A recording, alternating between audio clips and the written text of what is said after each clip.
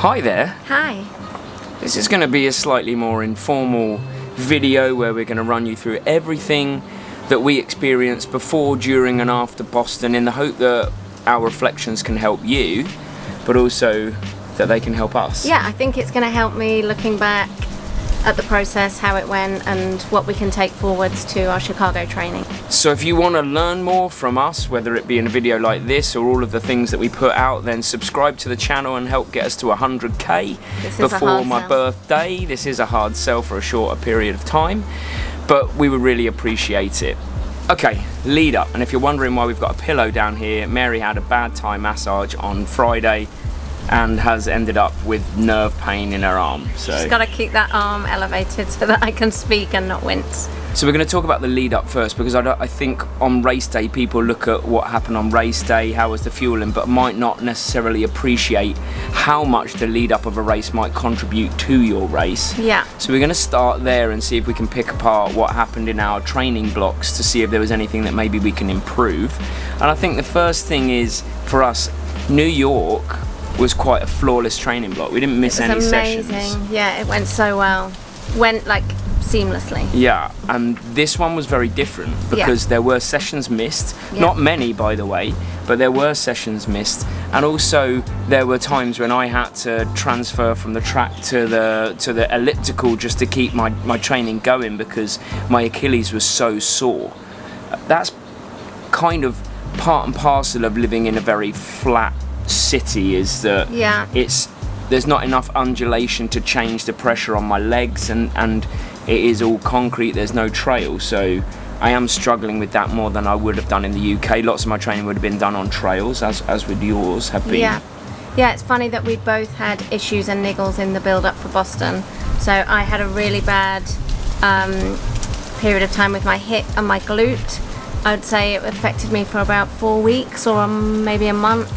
And I was getting quite a lot of pain, and I did manage to fix it with some exercises, and that saw me through okay without pain in the end of the training or on race day, but it really affected both my confidence and my training for about a month, which was really significant.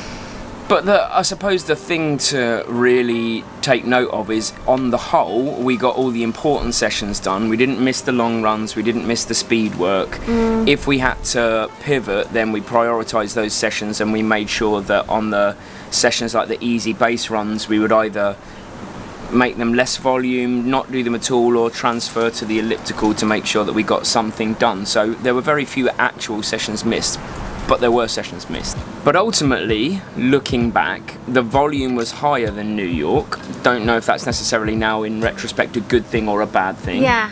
And it was this is the thing for us is, and this might not kind of mean anything, or it might not matter to many, but it was the end of a very crazy hectic term for us, and we were trying to train through periods of deep fatigue. Yeah. And I think just towards the end it all got on top of the both of us. I ended up coming down with an illness. I had my first day off of school, off of work for like 5 years with flu, and I don't think I ever really fully recovered from that. Like even the 2 weeks of the Easter holidays whilst we were in LA and Boston, I didn't feel great any of those days. Yeah, even the week leading up to the race, and especially the few days before, like you just didn't feel good.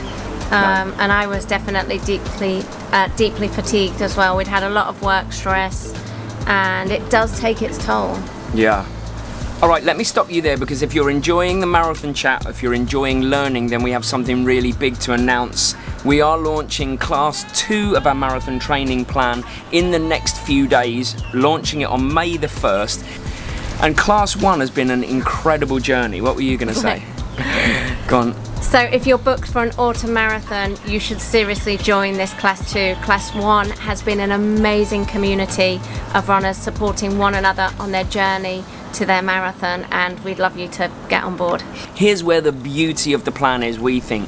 weekly YouTube live feeds to answer all questions and go through concepts and training ideas, a Facebook group private to each class, and then Strava groups and lots of general support. And I think that's the biggest thing we've taken away from this class, is how we've all actually become friends and probably will remain in contact for life. And Absolutely. we want that the same for class 2. So if you're interested in signing up for a marathon in the autumn, class 2 of this Messy Happy, remember it's harder to get to the start line than the finish line, so let us guide you there, because it's the antidote to any of those apps out there that feel a little bit more impersonal. So let's talk about the time that maybe when we got to Boston. I think that's probably the most important. We did some running in LA, as you might have seen on the daily videos. Yeah.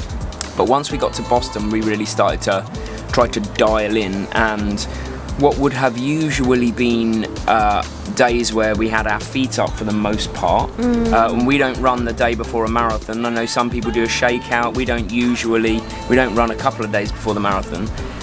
The first thing of note that we did differently to how we've ever done it is we did do a 5k on the Saturday, a 5k on the Sunday before the Monday race, and that's something we've never done before. Yeah. And as nice as that was, because we met people, we look back and we think, oh, was that the best thing for our legs when we were in a fatigued state? Yeah, we didn't feel fresh on race day for sure. No. In the legs. Well, in anything. No. But I think we did do more, and it was amazing, and I wouldn't actually change what we did, because like this is the whole point, we learned from it, and both Boston 5k and the shakeout were really good times with good people. Yeah, I mean, look at the people who we met. Yeah. Like, that's worth it in itself. It's worth like a not perfect marathon experience, because it was an overall better experience. Yeah, and that was part of it for me as well, because New York, we flew in and out and we didn't get to experience the wider parts of the marathon weekend. This time I wanted to make the most of everything, and we really did, but it may have taken its toll on the race. Yeah, and then you look at how we fueled in the days leading up, and that's probably our area of biggest weakness or biggest improvement, however you want to look at it, is we just watched Floberg's video, and the level of detail and the level of kind of structure he put into making sure his fueling was on point with his coach. Yeah. As much as I eat a lot of carbohydrate, I still don't think I ate enough in the days leading up to it, and you certainly didn't. Definitely not. Definitely when I look at the amounts that other athletes and like some nutritionists that were giving guidance at the time, actually making sure you know exactly how much carbs you've consumed in weight. I didn't do any of that, and I think I was nowhere near where I should have been for optimal performance. No. It all feels quite negative. Do you think we'll get some positives? Yeah, it's a tough one, but I mean, you have to be brutal with your race analysis, especially if you didn't go your way, right? Yeah. So I don't even think that our hydration was on point, really, because I didn't take, I was with on the bus, I was with Matt Fox, I was with Eric Floberg, I was with Ben Parks. We were all together. Matt Choi we met in the village, athlete village, and it was, what I noticed with the majority of them is they had their own bottles made up of their own mixes with their own carbohydrates, and I'd completely forgotten and left the room and just drank water.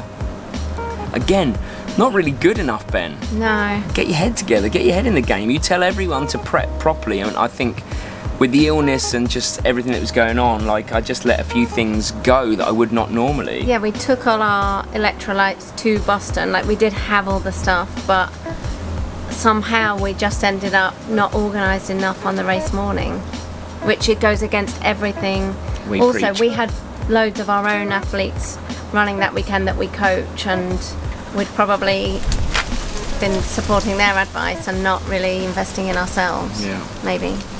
So let's talk race, because I think when you talk to anyone that ran Boston, the general consensus is that everybody's heart rate was high from the start. Yeah. Not many people had the perfect race. It was 21 degrees, which blew up a lot of races. But also, let me then just pick that apart. 21 degrees to us is pretty much winter. Yeah. The weather shouldn't have affected us at all. Yeah, I think I didn't feel hot. It didn't feel hot to me, but No. Maybe the hydration wasn't on point because I was quite salty on my skin. Yeah, I certainly didn't feel hot at all. I don't think the weather was a big factor for me. What I think was a factor is, or what we do is we look at the data when we go back and we look at what was our pace doing, what was the elevation, what was our heart rate doing. Now, in general training, when I'm running, certainly if I'm running downhill, the top of my zone 2 is about 164, 165 beats per minute. So running downhill at the start of a marathon and supposedly going easy, my heart rate should have been in the 140s. Yeah. It was 166. It was above zone 2 going downhill. That was kilometer 2. That was when I realised this was not going to be my day quite early on. Yeah. And I tried to get control of it, but I think you probably experienced pretty similar. It wasn't happening. Yeah, not quite kilometer 2, but I never felt the energy, but my heart rate was showing that I was working hard, but I didn't feel the energy within my body, and my heart rate did go above zone 2 very early as well. Yeah. Which it's never a good feeling early in a marathon. No. So what did we do? Well, we gutted it out. Yeah. I ran for 25 kilometers on goal marathon pace, knowing that the hills were going to blow me up, which sounds a funny thing to say, because you think, well, if you knew that was going to happen, why don't you take a step back and run a little bit slower? 2 reasons really. This was my first Boston, and I really wanted to get under 3 hours. Yeah. I didn't want to at this point just enjoy it. I wanted to see what I was capable of. And also, you just don't know. It's very much the Kenyan model of running, is you run until you blow up, because you might not. Yeah. So I was banking on, well, maybe I am holding on, and maybe this will just stabilize, and maybe I'll be okay. Didn't turn out that way, but that's what I was running towards. That was what was in my mind. Yeah. And similar for me, I really wanted to dig deep and push, and I'm going for PBs, I'm trying to improve my times, and I know it's hard, and I kept thinking maybe it will click and feel easier. I had a little glimpse at 10k where I felt like I was getting a bit more energy, so I tried to roll with it, and I really tried to keep a positive mindset. I was trying to shut out any negative thoughts and just keep on driving, keep on pushing, but yeah, it was a really tough battle to do that. And those hills are no joke. As much as in isolation they're probably all right, but when you are overcooked, they're a very different proposition. And one of the things in retrospect we're going to look at is not necessarily the frequency that we took our gels, but our gels. Yeah. Because we are not sure that we use Bolt, which is a Thai brand. All the ingredients are in Thai, and they're kind of, it's really hard to know exactly what's in there and what it's doing for us. Yeah, and we know a lot of the athletes out on the course use Morton. Yeah. A lot use Science in Sports, so we are going to experiment with some others. It's just more difficult to get hold of gels over here. Yeah.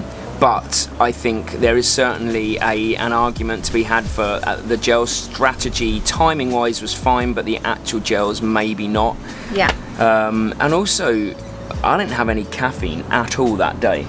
I had coffee when I first woke up at 5 a.m, but no more than that. And people were having caffeine in gels. Yeah, and you do well with caffeine in race as well, so that could have helped. So yeah, in retrospect, that's something I definitely will try and put right for Chicago. And I don't know how much detail I've gone into about the cramps I suffered after the race, but it was pretty bad. Luckily, I had finished the race, but I got really bad cramps in both legs. And I think I've really got to think about my salt intake, and that comes in with the gels and the fueling as well. So that's something I'm going to be working hard on for Chicago. So what are the lessons that we've learned? What are the things that we're going to implement for the Chicago training block? Well, easy ones first. We need to be stronger. Yeah. We're going to go into the gym, we're going to do a lot more strength and conditioning, because those aches and pains were really no joke, and we don't want that for another marathon block. Yeah. We're booking in to have a 3D run analysis and a muscle balance kind of test where we can see if there's any weaknesses in our legs. Yeah. We're going to obviously revisit the gels. Might even try less volume overall for the Chicago training block. Yeah, but more quality, and I think that might actually mean not running together so much. Yes. Because I think my slower runs when I run with you are faster than they should be to get the most benefit, and potentially for you slower than they need to be. So I think less runs together, more runs independently is going to benefit us both for our goals. Yeah. And 2 more things really. We're going to get very good at tracking our carbs in the days leading up to it and what we should be what we should be taking on board. We're going to be speaking to a few nutritionists and making videos with them over the next few months as well. I'm really excited about that. Learning some lessons because we are not nutritionists and we'll never pretend to be, and we want to share what we learn with you. And the last thing is, this is actually out of necessity anyway, so it couldn't happen, but we won't be doing any shakeout runs before Chicago because we actually don't land until Saturday morning early, and we would have to go and register, get our bibs and all of that. So whilst we might attend a shakeout run, we won't actually be doing a shakeout run depending on time we get to Chicago. So yeah, very, very pared back final week so that we are as fresh as possible for the next one. Yeah. So goal for Chicago is to crack the 240s. I still believe I'm very capable of that, but it just hasn't panned out yet. Definitely want to crack that. I know what I can do. So that's the aim. And you? So I said it before, I'll say it again. I'm going for 3:15. I'm going to give it my all. Yeah, it's an ambitious goal, but it is an achievable goal. Yeah.